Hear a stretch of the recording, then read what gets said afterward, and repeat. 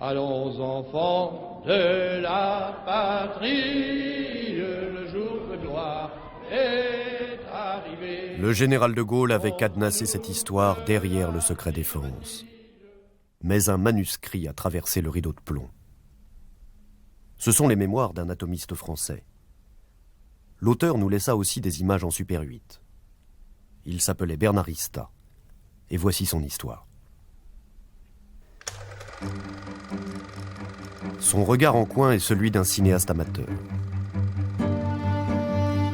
Il osa filmer nos bases atomiques, ces endroits perdus dans nos dernières colonies, où la France expérimenta la résistance des armes et des hommes au feu nucléaire. La censure était omniprésente, mais lui était au cœur du système. Simple technicien, il faisait partie des seigneurs de l'atome en raison de son appartenance au laboratoire de détection et de géophysique du commissariat à l'énergie atomique français. Son récit est plein d'enthousiasme et ses images miment un film de Jacques Tati où le héros, délaissant l'exotisme, s'en irait retrouver sa bombe atomique. Il était fier de travailler à la grandeur de la France. Et comme il avait une âme de journaliste, il dressa la chronique de tout ça, au mépris de tous les dangers.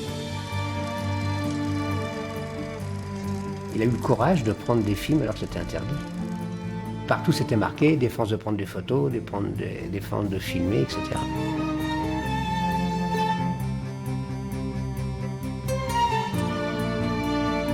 C'est vrai qu'on était fascinés par ces tirs.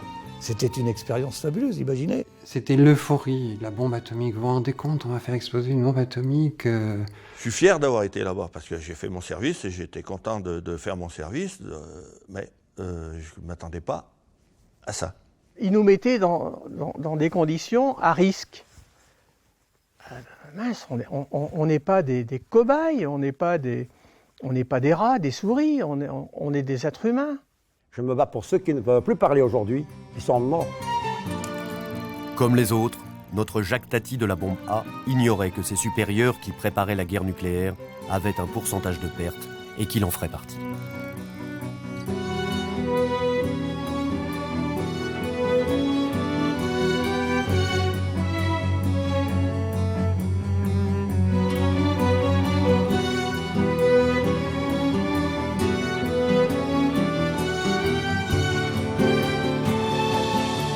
On démontrait par là que nos armes étaient capables de fonctionner, qu'on était capable de faire fonctionner des armes de destruction massive, des armes épouvantables, mais qui apportaient la paix. Et c'est ça le paradoxe.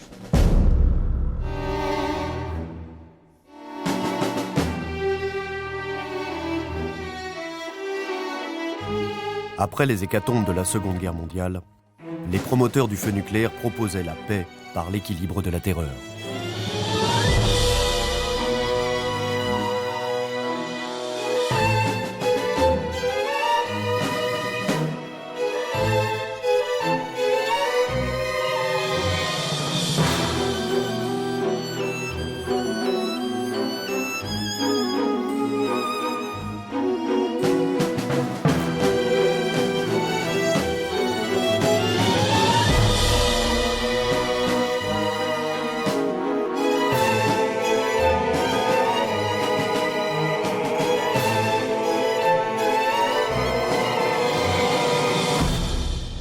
Les essais nucléaires militaires étaient une répétition en miniature d'une guerre atomique réelle.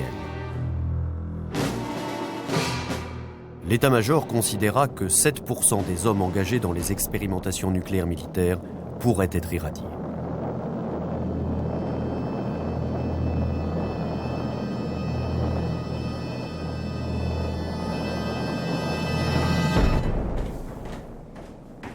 Danielle Ista est la veuve de Bernard. Elle a tout gardé, films, photos, carnets. Elle ouvre devant nous la malle du trésor documentaire constitué par son défunt mari. C'est tout ce que Bernard a accumulé d'enregistrements, de photos, de films. Il n'était jamais sans un appareil photo, sans une caméra. J'allais dire, il filmait tout ce qui bougeait, mais presque, quoi. Je crois que c'était à la fois, oui, une passion. Je crois que s'il avait pu en faire son métier, ça aurait été encore mieux pour lui. Photos interdites, films clandestins, récit intime d'une histoire secrète, privilège exclusif qu'il savourait en famille le dimanche. Bernard a installé ça en bas, dans la salle de séjour, et on visionnait des photos, des films.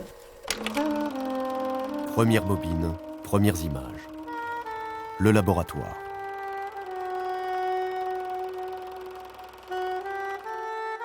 Nous sommes à l'école normale supérieure, rue d'Ulm à Paris. Le patron s'appelle Yves Rocard. En 1955, Yves Rocard embauche Bernard Rista comme technicien.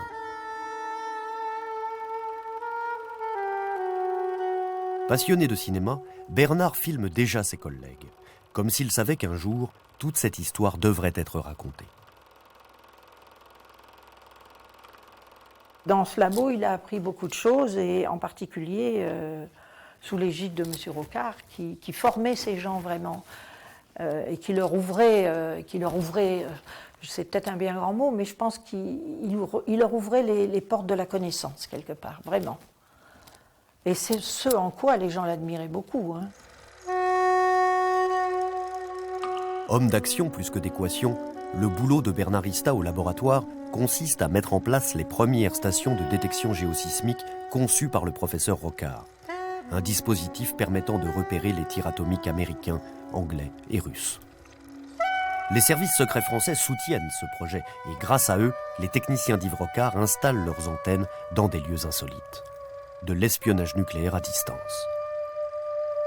Noël 1955, premier vrai départ en mission. Objectif, installer dans le phare du Cap Fréhel une station d'écoute géosismique. Une fois les antennes solidement chevillées, Bernard Rista reste sur place à l'écoute des tirs atomiques survenus outre-Atlantique.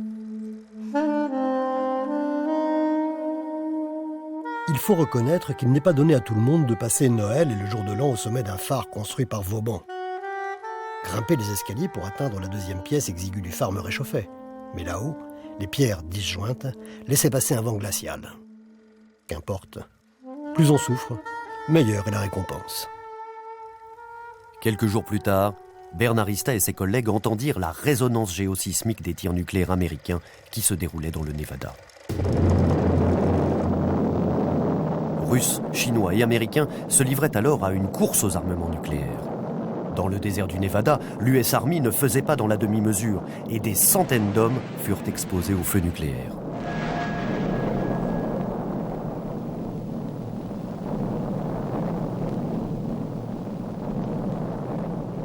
L'état-major leur disait que seul le flash était dangereux, les radiations résiduelles négligeables et les faibles doses inoffensives. En février 1956, Bernard Rista s'envole pour la Nouvelle-Calédonie où se produisaient alors d'importantes retombées radioactives. À l'époque, tous les agents du commissariat à l'énergie atomique, techniciens compris, voyageaient en première classe, située à l'arrière de l'avion. Champagne à volonté, repas succulents, etc., etc. Ils croyaient vraiment participer à quelque chose d'important pour leur pays, pour la grandeur de la France. Toute cette équipe pensait ça. Hein. Ils prenaient l'avion, ils partaient, ils voyageaient, ils faisaient des choses nouvelles, avec une grande liberté.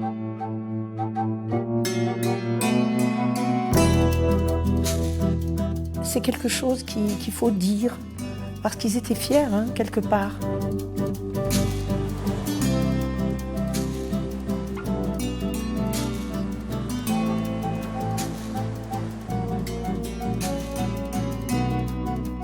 Toutes les conditions absolument extraordinaires étaient réunies pour leur faire aimer ce qu'ils faisaient. C'était une vraie aventure, ils participaient à quelque chose d'exceptionnel. Nouméa ne pouvait pas être mieux placé pour surveiller les tirs américains effectués sur les atolls de Bikini et d'Eniwetok, situés tous deux à 3000 km plein nord, sur le même fuseau horaire. Nous surveillons aussi les tirs anglais qui se déroulent sur les îles australiennes de Montebello, à 5000 km, sur le même parallèle. Une cabane en bois avait été construite pour abriter tout le matériel électronique, les amplificateurs, les enregistreurs magnétiques. Les grosses explosions génèrent des ondes acoustiques capables de faire plusieurs fois le tour de la Terre. La station était alimentée en énergie électrique par un groupe électrogène qu'il fallait mettre en route à l'aide d'une manivelle et de bras bien musclés.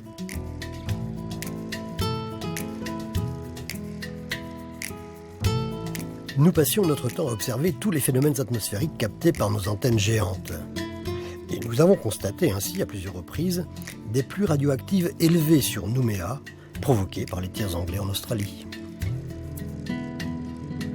Moi, je les ai toujours connus très enthousiastes, avides de résultats. Il fallait bien faire, tout était... Ils étaient tous tellement confiants, tellement sûrs qu'ils faisaient des choses épatantes. Ils étaient jeunes. Penchés en permanence sur les traces rouges de l'enregistreur, nous attendions avec impatience de voir se dessiner la forme du signal des ondes sismiques caractéristiques des bombes, maintes fois décrites par le patron.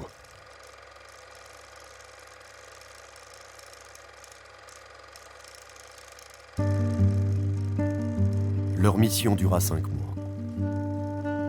Le journal intime de sa caméra nous montre l'empressement de Bernardista vers la suite de l'aventure. C'est difficile d'admettre qu'il y aurait des conséquences.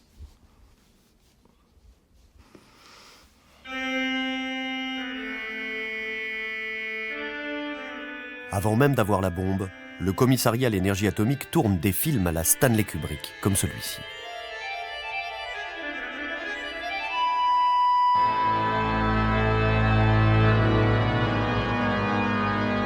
Risque radioactif maîtrisé. Gigantisme des installations pour la bombe.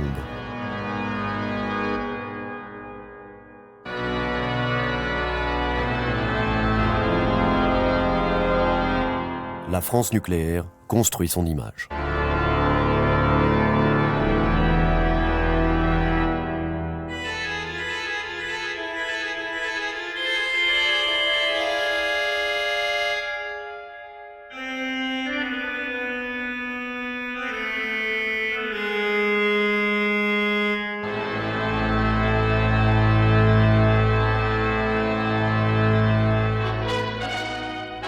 « 1958, retour du général de Gaulle au pouvoir.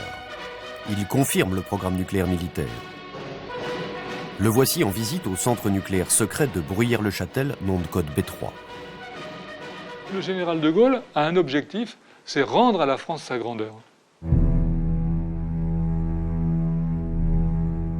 À partir du moment où on a une dissuasion nucléaire, c'est-à-dire la capacité, disait-il, d'arracher un bras à l'adversaire, alors on est crédible.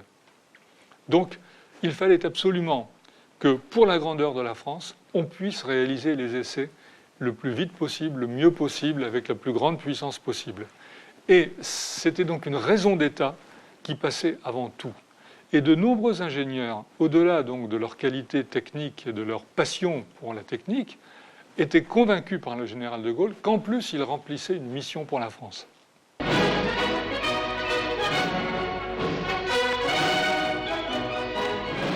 Et pour expérimenter la bombe, le général mobilise l'État colonial. L'Algérie, alors dévastée par la guerre, est choisie comme théâtre pour la première explosion atomique française. Une base secrète est construite au sud du territoire colonial. Il fallait trouver un site qui, de par sa situation géographique, soit propice à la nature des travaux des futurs expérimentateurs. Ce site, ce fut Regan, au cœur du désert, non loin d'une piste caravanière. Au terme d'un chantier pharaonique, surgirent ici une base vie et un pas de tir. Venant par la piste impériale, les poids lourds sahariens voyaient leur accès à la ville interdite sévèrement contrôlé. Regan, cité interdite, comme le montre ce film sur la sécurité autour de la base atomique.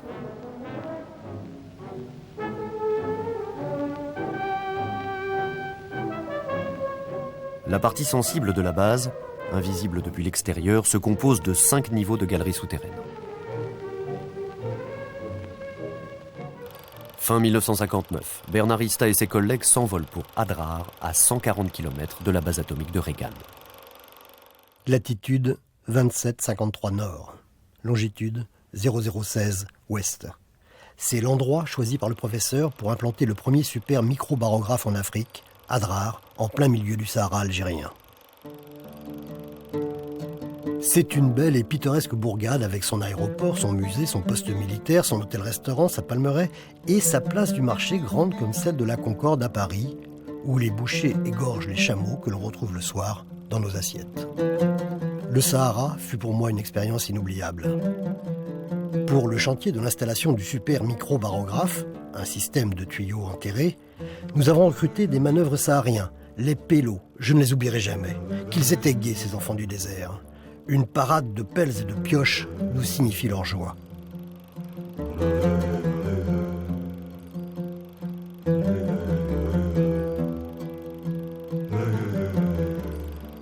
Les salaires étaient distribués en fin de semaine. Écolant tient la liste du personnel, Pillou distribue la monnaie et moi, je filme, je prends des photos.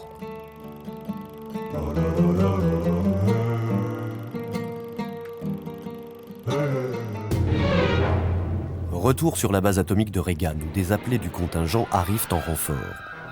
Michel Verger était l'un d'entre eux. Affecté au bureau de poste, il fut bien des années plus tard l'un des présidents de l'association des vétérans des essais nucléaires militaires français. C'était pendant la guerre d'Algérie. J'ai été convoqué au Mans et j'ai menti à ma grand-mère. J'ai dit, tu vois, je ne vais pas en Algérie puisque je suis convoqué au Mans. En fait, 3 jours après, j'étais à Alger.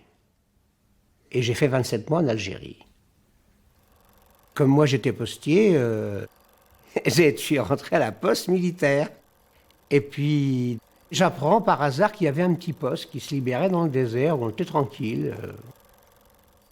Oh, je dis, en fait, comme ça, je connaîtrais mieux le désert. Et puis, je m'éloigne du Nord, où je n'étais pas tellement favorable à ce qui se passait en Algérie. Hein.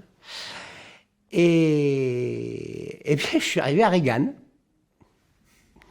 dans un petit poste militaire, où là, on diffusait tout le courrier pour tous les militaires qui étaient sur la base. Et c'est là que j'ai appris que le petit coin tranquille, c'était une base atomique. Je ne le savais pas. Vu mes opinions, j'aurais plutôt pris la direction opposée. J'étais sur la base vie, où il y a des habitants, contrairement à ce que certains veulent nous faire croire, puisqu'il y avait un bureau de poste civil. Je m'étonne qu'on installe un bureau de poste civil dans un endroit où il n'y a personne. Il y avait à peu près 4 à 5 000 personnes, civiles, militaires. Voici le dispositif prévu pour le premier tir atomique français. Au sommet de la tour Z1, la bombe A, nom de code Gerboise bleue, puissance 60 kilotonnes. Bernard Ista est affecté dans une cahute située à 3500 mètres du point zéro avec quelques collègues.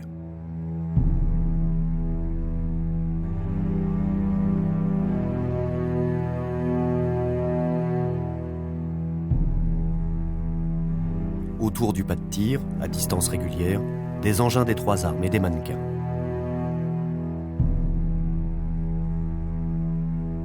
Objectif : tester la résistance au feu nucléaire de ces matériels et des tenues de combat.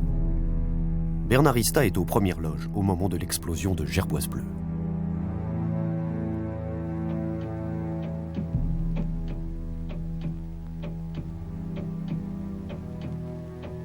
À 6h25, forte émotion générale.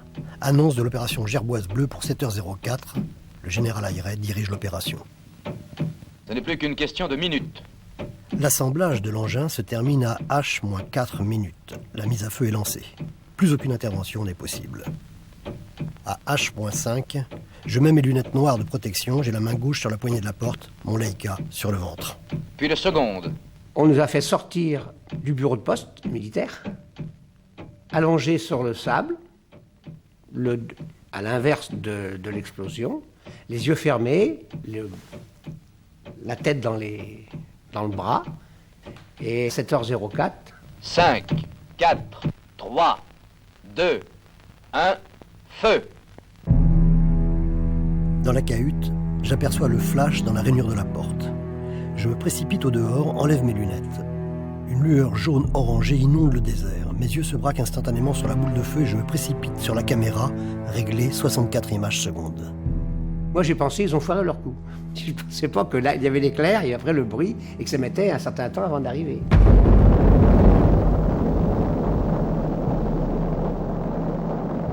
Comme c'est le désert, le bruit est parti comme des chevaux au galop, des millions de chevaux au galop, dans le désert, comme une vague.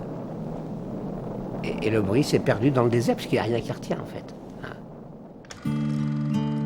Je filme et photographie à tour de bras. Je me retourne et j'aperçois tout le monde à plat ventre sur le sable. Le chef hurle mon nom. Il faut partir d'ici. Je traîne. Le chauffeur panique. On fonce. Sur la route, nous croisons des hommes en blanc et des hommes de troupe. Sont-ils envoyés sur le point zéro? Le chauffeur est paniqué.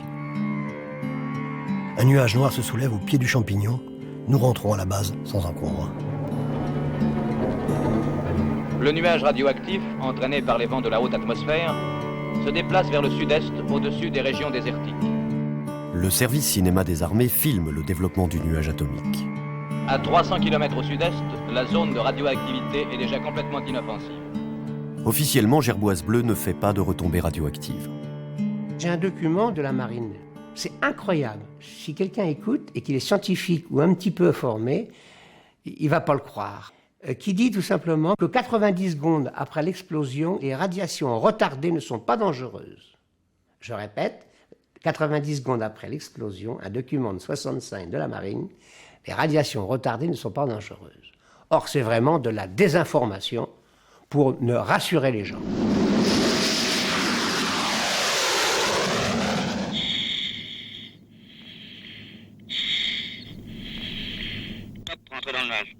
Juste après l'explosion, les avions vautours de l'escadron Loire sont envoyés à l'intérieur du nuage pour effectuer des prélèvements de particules radioactives. Des échantillons des produits de l'explosion sont recueillis dans le nuage même. Ce vautour qui vient de le traverser rapporte des poussières radioactives. Elles sont récupérées avec les précautions exigées par le danger terrible qu'entraînerait leur contact. Les filtres pleins de poussières radioactives sont démontés rapidement et l'avion envoyé au nettoyage. La décontamination est une opération très simple. Il suffit d'un lavage par jet de produits détersifs et d'un abondant rinçage. Les eaux chargées de particules radioactives s'écoulent vers une citerne.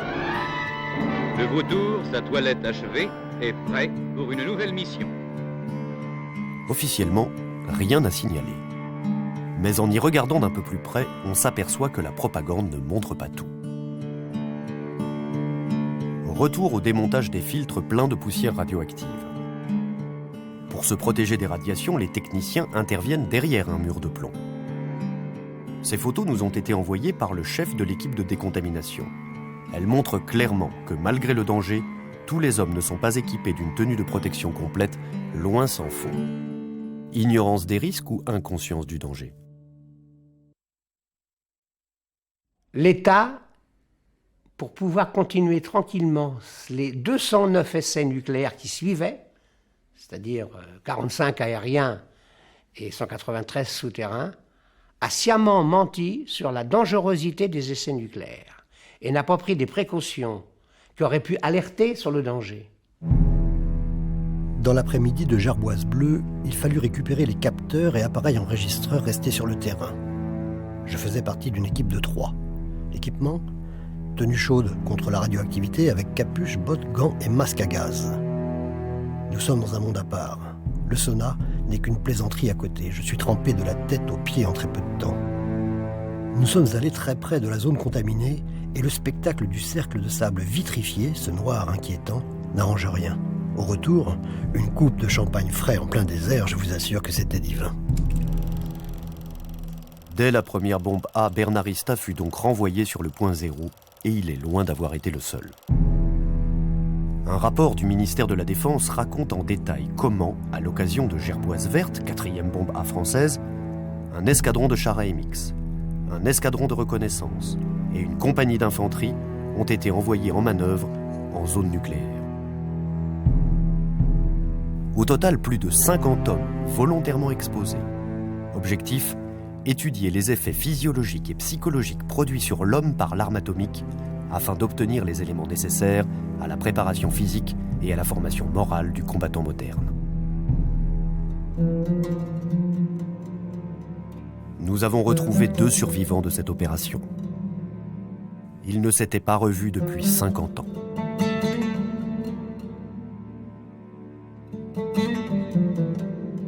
J'avais 23 ans, c'était en janvier 61. 20 ans. 19 ans et demi. On s'est retrouvés à 25 soldats pour partir quelque part. Aucun détail. C'était secret, c'est ce qu'on nous a dit. Il faisait partie d'une compagnie de chars Patton, envoyée d'Allemagne en Algérie pour une mission secrète dont il découvre l'objet une fois sur place. On est parti à 5 chars Patton avec une Jeep. On les a chargés sur les trains. Et on nous a mis sur un bateau, et du bateau, on ne savait pas, mais on allait en Algérie. C'est à Colombéchard qu'on nous a dit que l'on partait vers Regan. Et dans leur livret militaire, aucune trace de leur participation à ces manœuvres. C'est marqué Algérie Sud, Oui, c'est ça. tout. Mais on n'indique pas du tout qu'on est allé à Regan et il n'y a aucune trace. Algérie Sud, une indication suffisamment vague pour que ces deux appelés du contingent ne puissent pas prouver aujourd'hui qu'ils ont été présents sur la base atomique. Leurs témoignages, cependant, sont explicites. On s'est placé à 1500 mètres du point zéro. Et dans le Sahara, je peux vous assurer que 1500 mètres, c'est pas très loin. Et cette petite tourelle, je la regardais, je me disais, mais vraiment, ça va chauffer. Je me suis dit que 1500 mètres, bon, le char Patton fait 45 tonnes, donc je pense qu'on va pas s'envoler, on va rester sur place. Et vous voyez toutes les questions que l'on peut se poser à ce moment-là.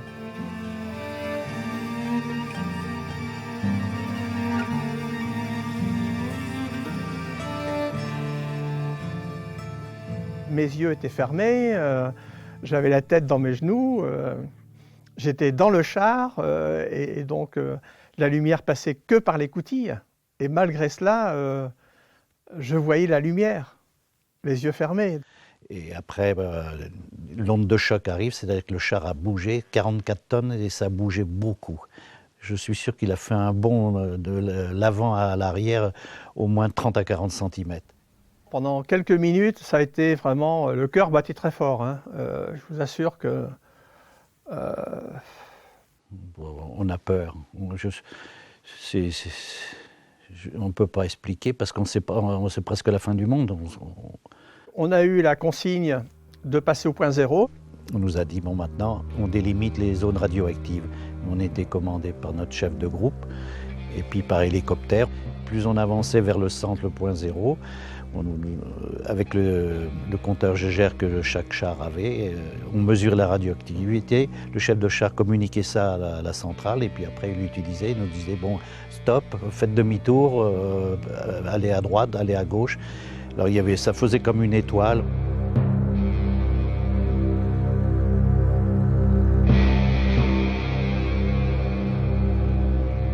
Et on est resté dans le char au moins pendant 2 heures, à circuler à gauche et à droite. Il y en a plusieurs qui ont été malades. Moi, je peux vous dire, j'ai chié dedans. Je nageais, j'avais au moins 10 cm de jus, moi, dans les godasses, dans les bottes. Dès leur retour à la base, ils sont envoyés en décontamination. Il y avait un contrôle avec l'appareil GGR et dès que l'appareil réagissait, donc il fallait repasser à la douche. Moi, je suis passé 2 fois, mais d'autres sont passés 5 fois, 6 fois, parce que probablement ils ont dû ingurgiter ou il devait avoir des poussières radioactives dans les oreilles ou ne sais où. Hein.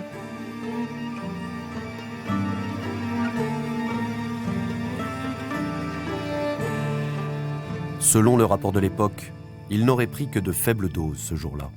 Et il y a eu aussi des fantassins qui ont été enterrés dans des tranchées. Alors eux, on ne les a pas, d'après les témoignages qu'on a eus. Et il nous en reste très peu. Un qu'on avait, il vient de mourir. Voici le compte-rendu de l'époque. 35 minutes après l'explosion, ils progressèrent en rampant et en sautant en direction du point zéro. L'un d'entre eux tomba malade et dut être évacué. Le lieutenant-colonel Ligour dirigeait la section. Ils étaient enterrés dans la tranchée et quand l'explosion a eu lieu, on les a fait sortir et avancer vers le point zéro. Ce qui fait dire au lieutenant-colonel Ligour qu'on les a pris, lui et ses hommes, pour des cobayes. Cobayes, absolument. S'il avait voulu essayer que le matériel, il aurait pris les chars, il les aurait mis sur place, puis nous, il n'y avait plus personne. Mais là, ils nous ont laissés dans les chars. Donc c'était volontaire. Ils ont bien voulu savoir ce que ça allait faire sur les humains. Il n'y a pas de mots pour qualifier ce comportement. Pour moi, c'est dégueulasse. Et ces gens-là, on devrait les montrer du doigt aujourd'hui pour dire, toi, tu as mis des êtres humains dans une situation à risque. Tu t'es pas occupé de ces gens-là. Tu les as considérés encore pires que des rats ou des souris. Parce qu'un rat et une souris, après des essais, on les suit pour savoir ce qui se passe. Nous, on ne nous a même pas suivis. Pierre Messmer, ministre de la Défense de l'époque, a toujours nié avoir volontairement exposé des hommes au feu nucléaire. Est-ce que le but de certains de ces essais, c'était aussi de tester un peu la résistance de l'homme? Oh, bien sûr que non, ce serait criminel. Ce serait criminel de faire cela. Et nous n'étions pas des criminels. C'est le déni. Alors qu'après le déni, il y a eu l'apparition des mensonges. Bon, le mensonge, vous savez, comme dire l'autre, ça va, ça vient. C'est le déni.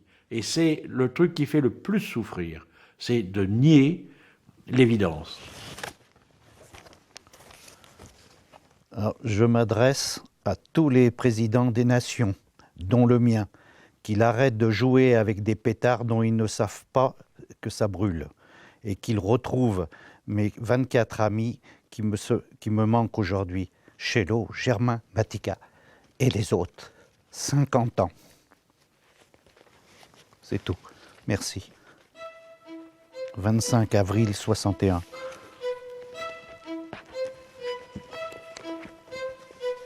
Combien de survivants, combien de victimes, secret absolu.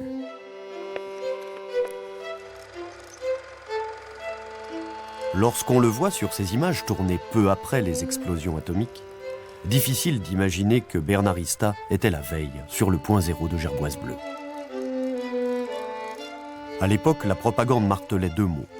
Sécurité, innocuité. Objectif, rassurer. Témoin, ce film de présentation de la base atomique française d'Innemgel, où ont lieu à partir de 1962 les essais nucléaires militaires souterrains. Quelle est cette plage à la mode que les vacanciers apprécient à l'heure de l'après-bain? Est-ce un coin de Provence? Ou bien du Roussillon?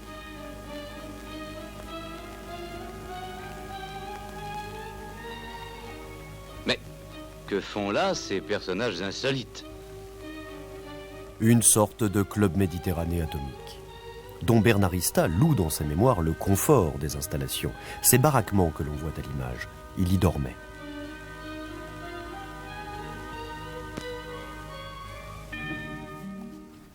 À la base vie, située à Innemgel, nous étions très bien logés dans des shelters climatisés et très confortables.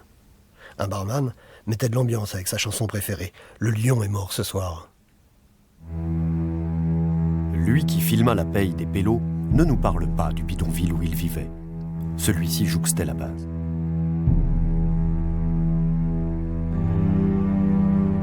Bernardista était présent pour participer au premier tir souterrain Beryl, le 1er mai 1962. Désormais, les essais nucléaires ont lieu au bout de cette route, dans ce massif de granit rose, le Tanafella.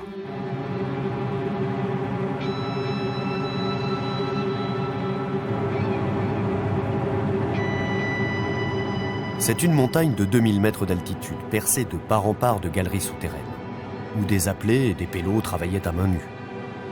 Lucien Parfait faisait partie des équipes de mineurs. Alors perforatrice, marteau-piqueur, dynamite, en short, en chemisette. Et chapeau de brousseau, quoi, bien sûr. Pour le soleil, parce qu'il faisait très chaud là-bas. Il faisait 70 degrés.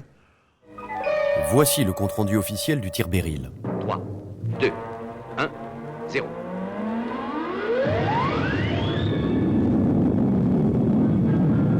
L'ébranlement du sol soulève les poussières accumulées depuis des millénaires par l'érosion, sans cassure de la montagne. Elles ne sont pas radioactives. Les émanations sont en permanence contrôlées pour déceler tout danger accidentel. L'image que l'on vient de voir est un faux grossier.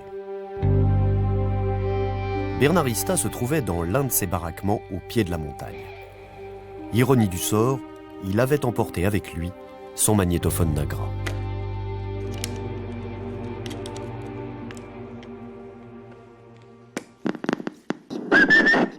Ici Corpechot qui vous parle du ECP. Il est actuellement 10h47. Apparemment, le vent vient du très mauvais sens, ce qui inquiète pas mal de gens. J'ai monsieur Ista à côté de moi. Un hélicoptère est en train de faire le tour de la montagne. Pour l'instant, il passe sur la droite de la montagne, d'où nous le voyons. D'où nous voyons la montagne. Les caméras sont parties. 4, 3, 2, 1.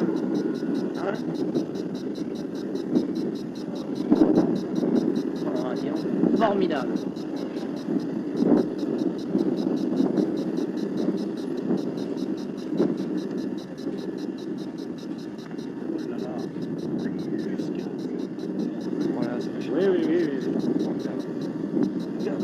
Jusque là-bas. Oui, jusque là-bas, et puis là, vous voyez, ça propage. On voit la propagation. Et regardez en bas, ça y est, ça c'est mauvais. Oh, ça débouche. Cette image de l'accident tournée par l'armée a été cachée pendant 40 ans.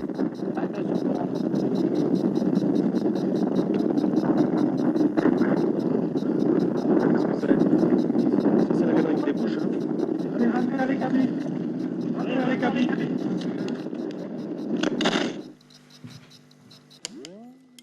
Après avoir enregistré l'accident nucléaire en direct, Bernardista et ses collègues observent un instant pétrifiés le nuage noir qui leur fonce dessus. La bombe, mal réglée, a fait exploser les sas de sécurité des galeries souterraines. La radioactivité s'échappe au grand air. Que faire? J'entends encore les portes qui claquent, qui est poum, poum, poum. La montagne s'ouvre et le nuage se rabat sur nous parce qu'il y avait le vent qui était sur nous. L'équipe comprit tout de suite qu'il s'agissait d'un nuage radioactif. Nous décidons de quitter les lieux et de ne pas rester enfermés dans les cabines, comme l'ordre nous en avait été donné. Là, 2 coups de sirène, une panique indescriptible, je ne peux pas vous définir ça. Les chauffeurs sont partis dans leur camion. Mesmer a sauté dans un camion aussi, son chauffeur est parti en 403, une panique totale.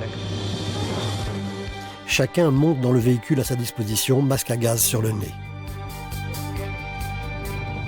Nous longeons le nuage radioactif qui vient de la montagne. Nous suivons, avec beaucoup d'appréhension, les évolutions des volutes de gaz gris. Le nuage, il était là. À notre arrivée à la base, immédiatement, l'équipe médicale nous contrôle au compteur Gégère. Légère contamination des pneus de notre véhicule, douche obligatoire pour la Jeep et pour toute l'équipe. Mais qu'est-il advenu des gens du PC de tir qui ont suivi les ordres, rentrés dans les cabines ? Un autre livre de mémoire vient compléter le puzzle de cette histoire. Mardi 1er mai 62. Beaucoup de gars sont à l'infirmerie pour passer à la décontamination. Les gars affluent à l'infirmerie de plus en plus nombreux. Certains sont, paraît-il, gravement atteints et ils sont gardés à l'infirmerie. Tous contrôlent en röntgen ou en milli-röntgen. Chaque gars était muni d'un dosimètre photographique Kodak. Certains gars sont retrouvés perdus et dans l'affolement se sont trouvés exposés aux radiations. Ils se trouvent maintenant en observation à l'hôpital et nous n'avons pas de nouvelles. Ils ont été pris en charge après, surveillés, testés, passés au... je ne sais plus à quel appareil, là, bon. La santé des agents du commissariat à l'énergie atomique employés sur le site des expériences est l'objet d'une surveillance constante. Cet appareil permet de mesurer la radioactivité du corps humain et de différencier les produits de fission qui auraient pu s'y fixer. Un magnétophone diffuse une musique douce. Un quart d'heure plus tard, après cette cure de relaxation forcée mais utile, l'agent, rassuré et confiant, reprend son travail quotidien. Apparemment, tout allait bien. Ils ont fait confiance, je pense. Ça a tout le temps été comme ça. 5 jours après la catastrophe, Lucien Parfait est renvoyé sur le point zéro sans aucune protection. Sans dosimètre film, sans rien. Le lieutenant Martin rentre dans l'hangar en tôle là, et me dit « Parfait, tu as tes permis, tu as tout, et puis tu connais bien Inecker, tu vas là-bas, tu vas chercher un compresseur Spiros. Et ce compresseur était fortement irradié, quoi, c'est sûr. On avait des gants, hein, quand même. On revient au camp, et quand on est arrivé, on nous a dirigés à l'écart du camp, quoi, là où il y a déjà des véhicules qui étaient irradiés, sûrement, et on nous a dit, bon, vous laissez ça là, des gars en tenue, avec des masques et tout, le compteur GGR à la main, ils venaient tester le compresseur pour voir combien il tapait de run gun, quoi. On s'en est rendu compte après avec les copains, les 2 ou 3 qui sont encore en vie. Et on nous faisait aller chercher du matériel à côté, au ras de la montagne, dans un endroit, le sale boulot, quoi. Voilà. Et nous, ça, bon, on obéissait, c'est tout, quoi. Lucien Parfait découvre après sa libération, et grâce à son médecin de famille, qu'il est gravement malade. Allez, au bout de 6 mois, donc oui, à la fin de l'été, j'ai commencé à avoir des petits cancers, des petits basos, des petits névus qui poussaient, quoi. Lucien Parfait a subi près de 1000 interventions chirurgicales. Il n'a jamais pu obtenir de l'armée la moindre reconnaissance de cause à effet entre son exposition d'hier et ses cancers d'aujourd'hui. Et il est loin d'être le seul. Pierre-Louis Antonini était chauffeur dans la même compagnie que lui. 10 ans après, j'ai eu un gros ganglion qui m'est sorti là. Et les analyses sont venues. Métastase d'un épithélium cancéreuse. Pavimenteux, ça veut dire un cancer. Hein. On nous a pris, on s'est servi de nous, et on nous a jetés ensuite. Ça ne m'étonne pas, il y a eu tant de décès. Ils sont morts par absence de suivi médical. Ce fut le cas d'un militaire de carrière affecté à l'enfouissement des déchets radioactifs dans les sables en 1964. Atteint d'un cancer, Jean-Claude Diennet est décédé avant la fin du tournage. Moi, là-bas, j'ai détruit des vautours, j'ai détruit des chars, j'ai détruit des tourelles de bateaux, des véhicules. J'ai passé mon temps à faire ça pendant 7 mois.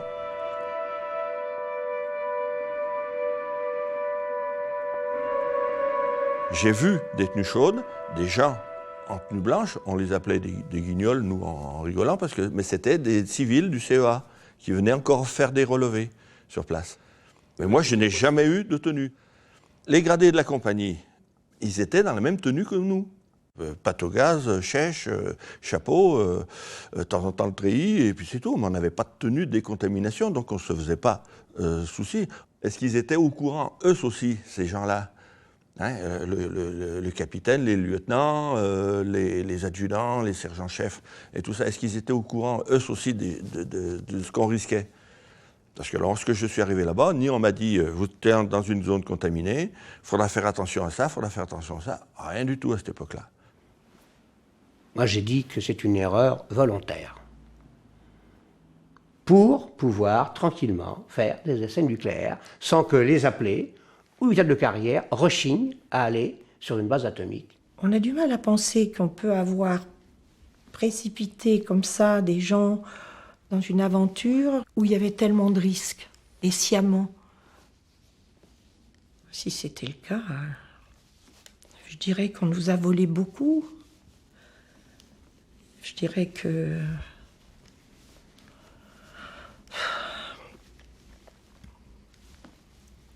Oh, je sais pas. Quant aux pélos, ils restèrent sur place après la fermeture des bases atomiques, sans suivi médical, ni même, semble-t-il, d'indication quant à la marche à suivre face aux risques radioactifs. Ils auraient même, nous dit-on, récupéré bon nombre de matériel contaminé abandonné sur place à la fin des essais. Les véhicules qui étaient enterrés, ils en sont servis pour essayer de se trouver des pièces, pour essayer de remettre en état des fois ces véhicules pour leurs propres besoins.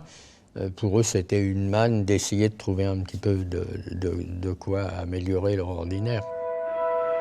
À ce jour, aucune enquête épidémiologique ne permet de connaître la réalité de l'impact sanitaire des bombes atomiques françaises sur ces enfants du désert, restés sur place. Et tandis que la France tourne ainsi la page saharienne, commence pour Bernard Ista le temps des aériennes.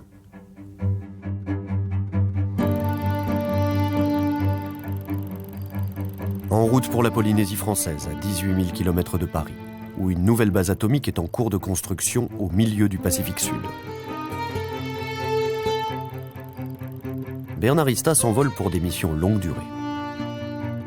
Les missions allaient se succéder, de plus en plus longues. J'avais 2 enfants à l'époque. J'habitais Massy et je me voyais mal attendre 2 mois, 3 mois. La plus longue mission a été 4 mois. J'avoue que j'étais pas toujours très à l'aise d'être seule à la maison. Et puis un jour, Bernard est rentré en me disant, ben voilà, j'ai posé la question à Rocard. Rocard est d'accord, si tu veux, on part en famille. Moi, c'était une sacrée aventure, puisque j'avais jamais pris l'avion. J'ai fait 18 000 km avec 2 enfants et quelques valises.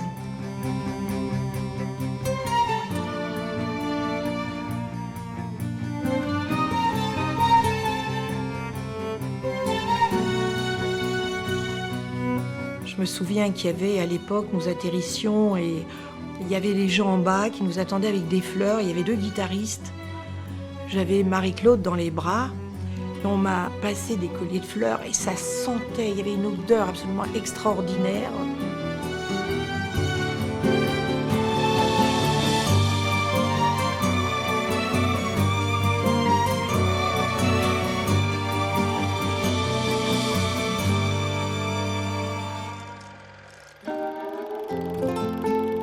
La famille Ista commence une nouvelle vie à Tahiti, où les ingénieurs du commissariat à l'énergie atomique français et leurs familles vivent dans des conditions idéales.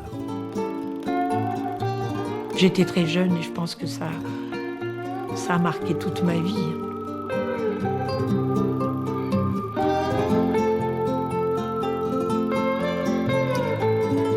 On avait la chance d'avoir une maison au bord de l'eau, donc au bord du lagon. C'était un terrain de jeu infini pour les enfants. Et les enfants étaient absolument sans contrainte, se promenaient tout seuls, allaient se baigner. Bon, bien sûr, on les surveillait, mais c'était une vraie liberté, enfin une liberté un peu surveillée, mais une vraie liberté quand même. On vivait dehors, c'était vraiment très très agréable. On avait des amis tahitiens qu'on recevait et mutuellement, et se recevoir, c'était pas un souci, c'était dans le jardin, les uns allaient à la pêche. Les autres faisaient cuire la viande, on faisait un four tahitien. On pouvait avoir 10 personnes, on pouvait en avoir 40 aussi, c'était jamais un problème.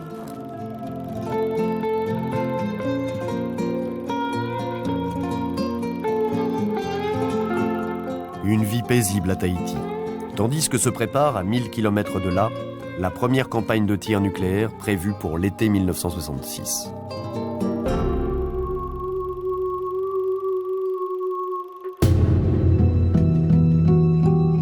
L'organisation nucléaire française dans le Pacifique Sud est très simple. Mururoa, Fangatofa, Chantir.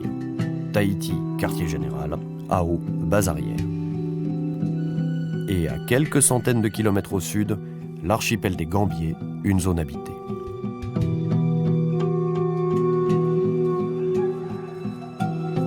En 1966, Jacqueline Golas est institutrice sur l'île de Mangareva. On voyait une quantité de militaires qui arrivaient, des gens très galonnés, pleins de galons, là, avec des casquettes. Mais on ne savait pas pourquoi ces gens venaient nous voir. On avait du monde. On ne nous a pas dit « Allez, allez, il y a une bombe aujourd'hui, cachez-vous sous un arbre ». On ne nous a rien dit.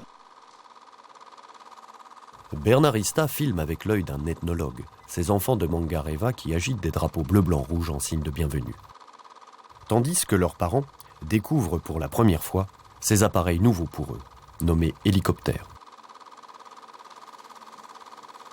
Je suis arrivé à Mururoa, moi, en 1965, c'est-à-dire que c'était encore une cocoterie. Il y avait juste la piste d'aviation qui était faite. Donc il n'y avait rien. C'était le paradis sur Terre, parce qu'il n'y avait rien. Vous savez, moi, à l'époque, j'avais 25 ans. De me retrouver déjà dans le Pacifique, il y a une connotation un petit peu, vous savez, les vainés, etc. C'est extraordinaire quand même, quand on a 25 ans, se retrouver dans le Pacifique, le soleil, les cocotiers, les vainés.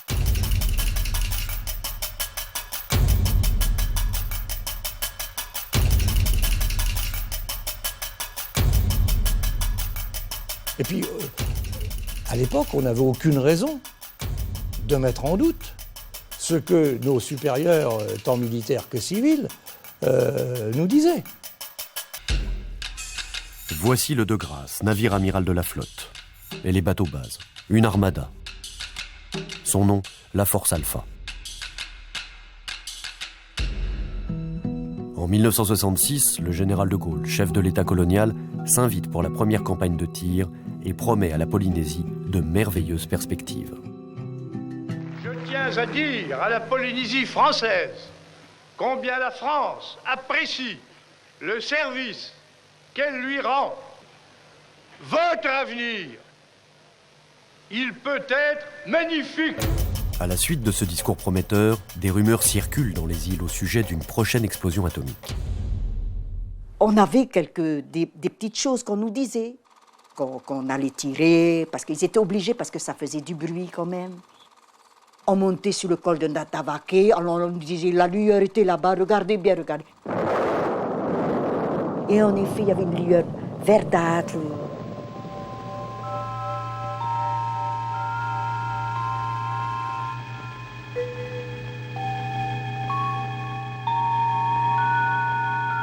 Et puis il fallait vite descendre du col, c'était pas haut tellement, hein, et parce que il y avait un souffle de vent qui arrivait et un bruit, brrr, et tout tremblait.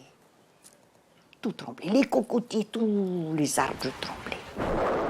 On est parti, on a quitté un atoll qui était verdoyant, magnifique. On est revenu, il restait une poignée de cocotiers étêtés, brûlés.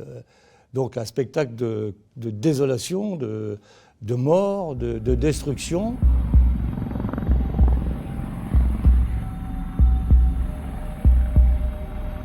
Quand on est rentré dans le lagon, les poissons sortaient avec le courant, sortaient par masse, quoi, détruits par le tir. Et donc c'était cet effet de désolation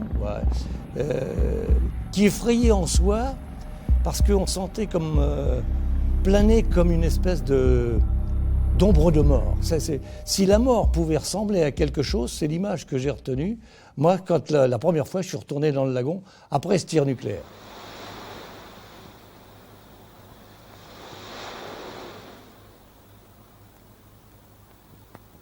Aux abords du point zéro, des marins se font photographier avant et après le tir, sans aucune protection.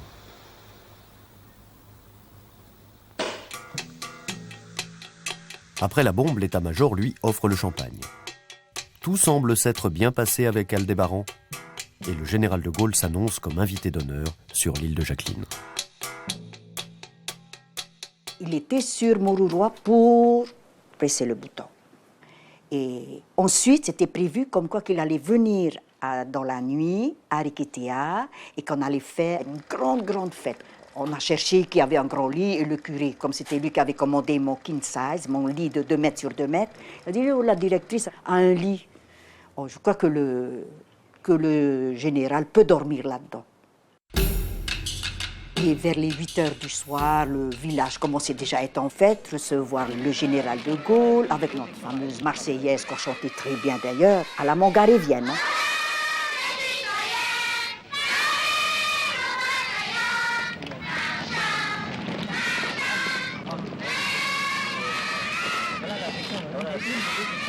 Entendre une Marseillaise chantée par les mongaréviens, c'est fabuleux. Il y avait l'intonation, il y avait tout qui donnait un charme, mongarévien. Alors, on entend 8h, 8h30, je vois le chef de poste. Et alors, mon invité, va-t-il venir? Ah ben non, il est reparti sur Paris. On l'a rappelé pour une réunion assez urgente. La réunion n'est qu'un prétexte. Des retombées radioactives menacent les Gambiers. On exfiltre le général. Alors, ça fait que nous, on est resté sans personnalité, sans le général de Gaulle. On a fait la fête et ensuite on a dormi sous le nuage nucléaire, sous le nuage qui est venu sur nous. John Doom était interprète auprès de l'état-major. Il fut témoin, lui, ce jour-là, d'une consigne de silence donnée par un militaire aux officiers sanitaires. Le soir, il commençait à pleuvoir. Et je voyais un branle-bas de militaires qui allaient chez la gendarmerie, qui retournaient à Takou, les va-et-vient de véhicules. Et voilà, il y a quelqu'un qui dit qu'il faut rassembler la population à l'infirmerie pour nous donner de l'iode. Mais il y a quelqu'un qui a dit « Ne faites surtout pas ça, vous allez tout foutre en l'air ». La pluie était donc radioactive.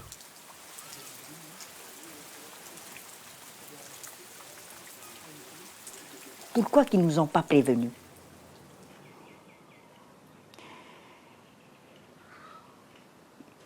Pour ne pas nous paniquer peut-être, pour ne pas nous faire peur, pour... je ne sais pas, je ne saurais pas quoi vous dire. C'est ça que j'appelle le colonialisme nucléaire, c'est de ne rien dire et d'utiliser la population, pour cela, la population laborieuse.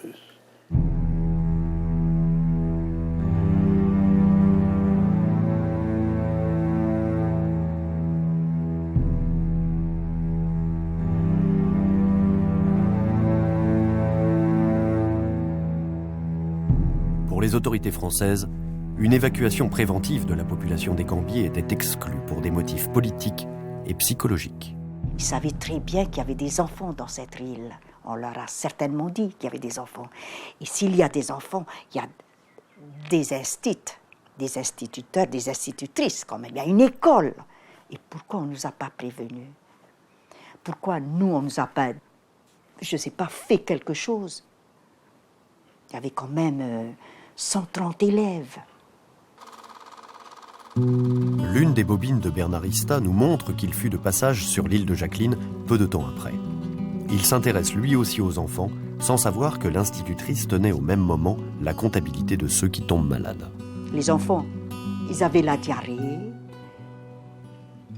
Il y avait certains qui perdaient leurs cheveux. Et ils étaient malades. Ils vomissaient. Il y avait certains qui vomissaient. Mais on ne faisait pas cas. Mais comme j'avais un cahier de dispensaire, je voyais à peu près ce qui se passait. Parce que tout était écrit dans mon cahier de dispensaire. Un tel vomissait, un tel avait la diarrhée. Il y avait des bébés, je crois, qui sont morts. Des bébés qui sont morts de diarrhée. Autrement, il y en avait beaucoup de gens qui ont été secoués quand même.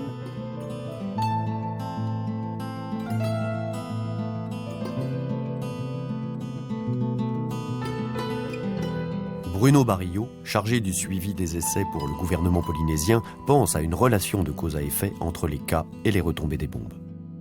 Des réunions préparatoires aux essais nucléaires où il y avait tous les grands pontes du CEA, du ministère de la Défense. On disait les choses très clairement. Vous savez que cette population est génétiquement fragile. Hein, donc faites attention qu'il n'y ait pas de retombées. Bon, pas de peau. Premier essai, 2 juillet 66. Une retombée quasiment de Tchernobyl à Mangareva. Tout le monde le savait, ça.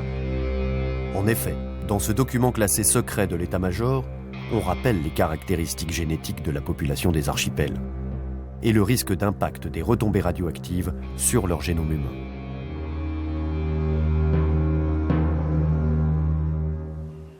Peut-être qu'ils nous prenaient pour des cobayes, peut-être. Des cobayes. Why not? Je ne serais pas étonné que quand même il y ait eu des études qui aient été faites sur cette population. C'est un échantillon idéal, hein. 60 personnes. Quand on pense qu'à l'époque, on imaginait une guerre nucléaire, comment des gens qui sont à proximité des zones de combat où on aurait balancé des bombes atomiques, hein, comment ils auront résisté à la radioactivité.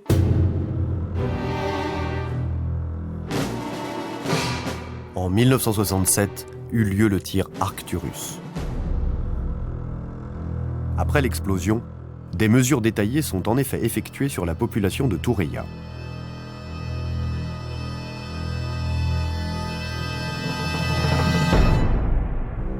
Pour calculer les doses radioactives reçues par les humains vivant sur cette île, les scientifiques procèdent à une étude détaillée de l'alimentation des 58 habitants, dont 15 enfants.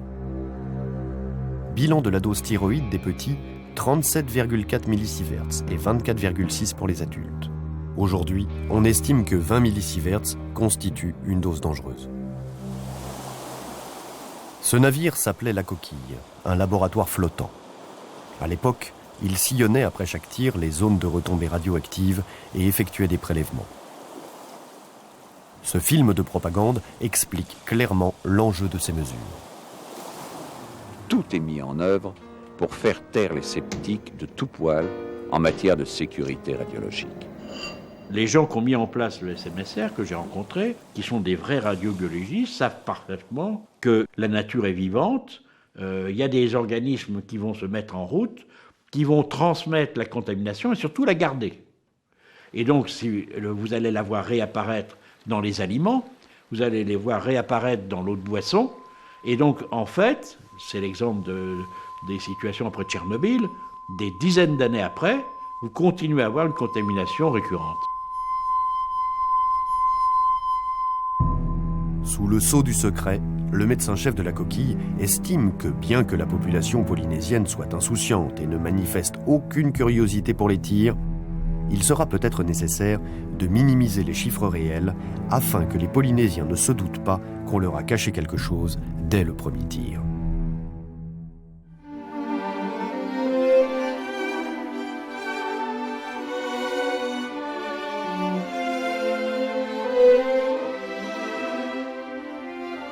Bernard Ista, lui, se passionne pour la société polynésienne.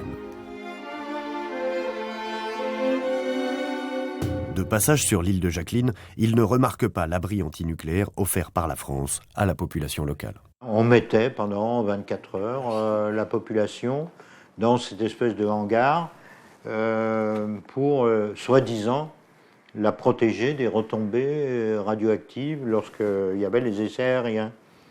Puis vous faites le tour de l'île, vous allez à Takou, qui est, disons, une petite agglomération, etc., où il y avait l'unité militaire. Alors, il y avait l'abri des militaires. C'est un blocos avec des murs de 90 cm d'épaisseur, couverts de tôle métallique de protection. Et ça, c'est inacceptable, inacceptable. Quand vous voyez ça de vos propres yeux, moi, ça m'a foutu un choc. Une situation dont Bernard Ista ne parle jamais dans ses carnets.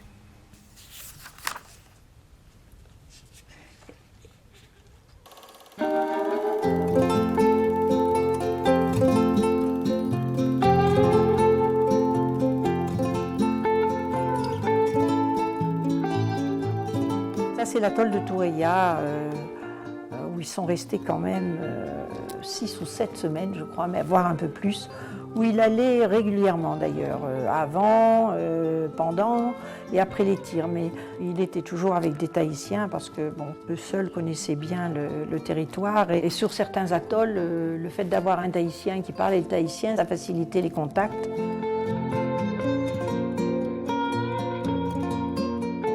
Ça représente un peu l'ambiance qu'il y avait dans le village de Toureia avec toutes les fêtes du 14 juillet qui étaient célébrées en Polynésie d'une façon assez extraordinaire. Ça durait plusieurs jours. C'était l'occasion de se rassembler, de chanter, de boire de la bière, avec le lever du drapeau et toutes les cérémonies du 14 juillet.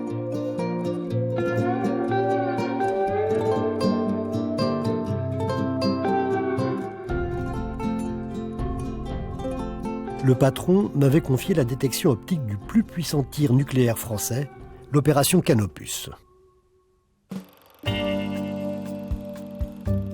Pour nous, il s'agissait de détecter le signal lumineux diffusé dans l'atmosphère et de mesurer la lueur de la boule pour en déterminer la puissance.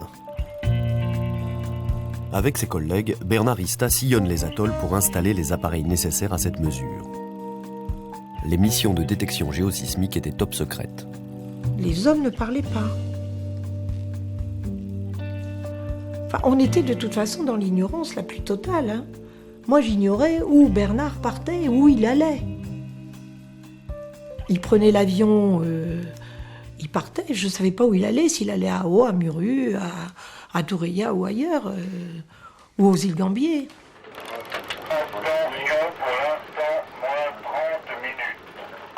Nous sommes à la veille de la première expérience thermonucléaire française. Bernard Ista est sur l'un des navires de la Force Alpha.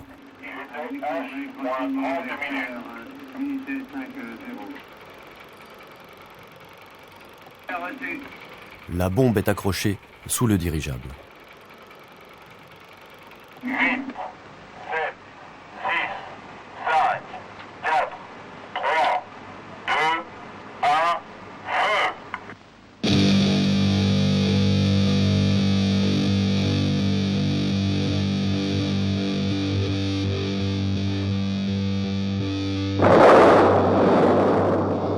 La première bombe H française libère une puissance de 2,5 mégatonnes.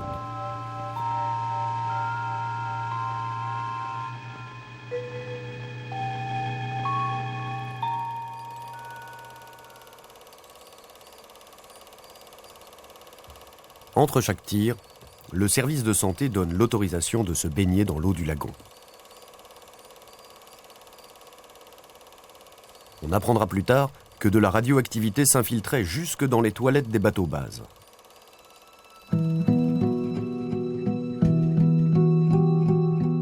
D'étranges brûlures apparaissent sur le corps de certains marins. Officiellement, elles sont sans gravité.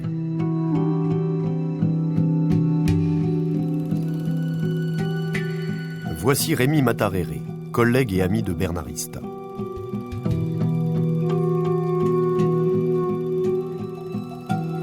Souvent, ils partaient ensemble à la pêche avec leurs enfants. Aujourd'hui encore, la famille Ista et la famille Matarere sont très liées. Rémi faisait partie d'une équipe de plongeurs affectés à la pose de câbles dans le lagon de Mururoa. À présent, Rémi Matarere se considère comme un homme en sursis, une sorte de rescapé. Ils sont tous morts. Il y en a un, je connais, c'est une famille pour moi, c'est grave. Il a eu un cancer de la gorge. Et il y en a un aussi, il y en a, tout le monde, quand ils ont passé, c'est des cancers. Quoi. Des fois, moi, je m'inquiète un peu. Enfin, j'ai peur. Quoi. Quand est-ce que ça va m'arriver. J'ai les chiffres de 2008. On en est à 460 nouveaux cas de cancer qui se déclarent par an. On en est à 15 fois le taux de l'OMS au niveau mondial, ici, en Polynésie. 15 fois plus. Quand on sait qu'aujourd'hui, dans une population de 240 000 habitants, qu'il y a 500 nouveaux cancers chaque année, qu'il y a à peu près 900 évacués sanitaires sur la France pour des questions de santé, il faudra m'expliquer pourquoi.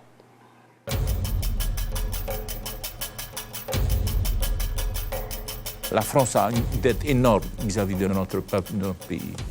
Peut-être que pour la plupart des Français, De Gaulle, c'est un grand chef. Pour nous, c'est un criminel. Pourquoi avoir profité de l'ignorance, de la petitesse d'un peuple pour nous imposer ça?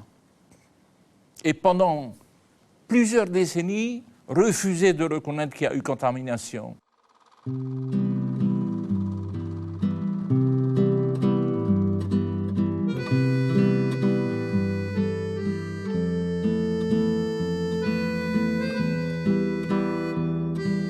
Au terme d'un séjour de 7 ans en Polynésie française, la famille Ista prend le chemin du retour en France en 1974, à la fin des essais atmosphériques.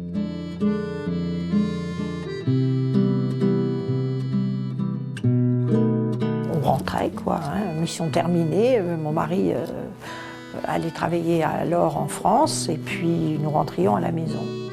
Un petit peu dépaysé, un petit peu déphasé, avec des regrets, avec gros cœur. Hein. On ne quitte pas un pays comme celui-là, ni surtout les gens qui composent ce pays avec le sourire aux lèvres. C'est vrai, on retrouvait notre famille, on retrouvait en particulier mes enfants, retrouvaient leurs grands-parents, dont ils ont quand même été privés petits, mais on avait gros cœur quand même.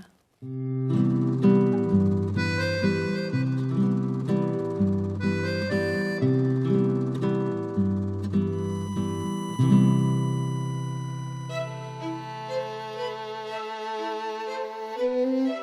cours des 10 années suivantes, Bernarista fit plusieurs missions ponctuelles en Polynésie où il rêvait de finir sa vie.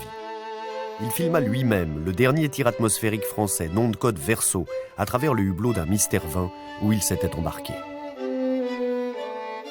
Il fit un infarctus en 1981.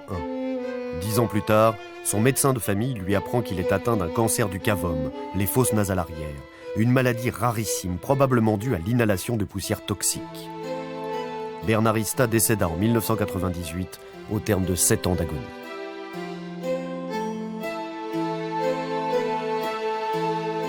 Au total, la France réalisa ici en Polynésie 193 essais nucléaires. Nous dédions ce film à Bernarista, ainsi qu'à tous les autres vétérans des essais nucléaires aujourd'hui disparus. Cette liste, dressée par l'AVEN, l'Association des vétérans nucléaires français, est le seul recensement connu des victimes supposées des expérimentations nucléaires militaires françaises. Les populations civiles n'en font pas partie.